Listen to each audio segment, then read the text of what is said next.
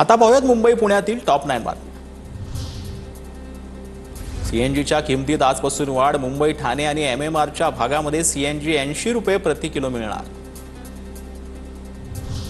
आजपासून पीएमपीएलच्या बस सेवेची भाडेवाढ लागू। 1 ते 5 किलोमीटरसाठी आता 10 रुपये मोजावे लागणार। मासिक पास 900 ऐवजी 1,500 रुपयांना मिळणार।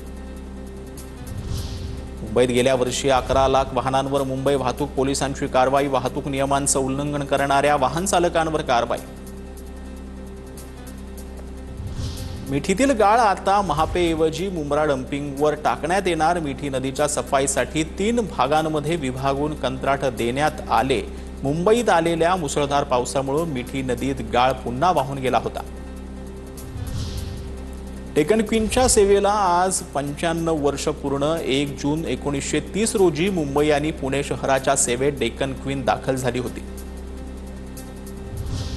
पुणे विमानतळावर उड्डाणांमध्ये वाढ। केंद्रीय राज्यमंत्री मुरलीधर मोहोळांच्या पाठपुराव्यानंतर हवाई दलाकडून 15 उड्डाणांना मंजुरी। विमानतळावरून दररोज 235 विमानांची ये-जा होणार। ॲपद्वारे नागरिकांना खड्ड्यांची तक्रार करता येणार। पिंपरी चिंचवड महापालिकेचा नवा उपक्रम। महापालिकेनं पोर्टहोल ॲप विकसित केलं। पुरंदर विमानतळ बाधित शेतकऱ्यांनी थेट राष्ट्रपतींना लिहिलं पत्र। शेतकऱ्यांकडून राष्ट्रपतींना मदतीचं आवाहन। पिकती जमीन प्रकल्पाला जात असल्याची शेतकऱ्यांची मागणी जी आहे ती पत्रातून त्यांनी माहिती दिलेली आहे।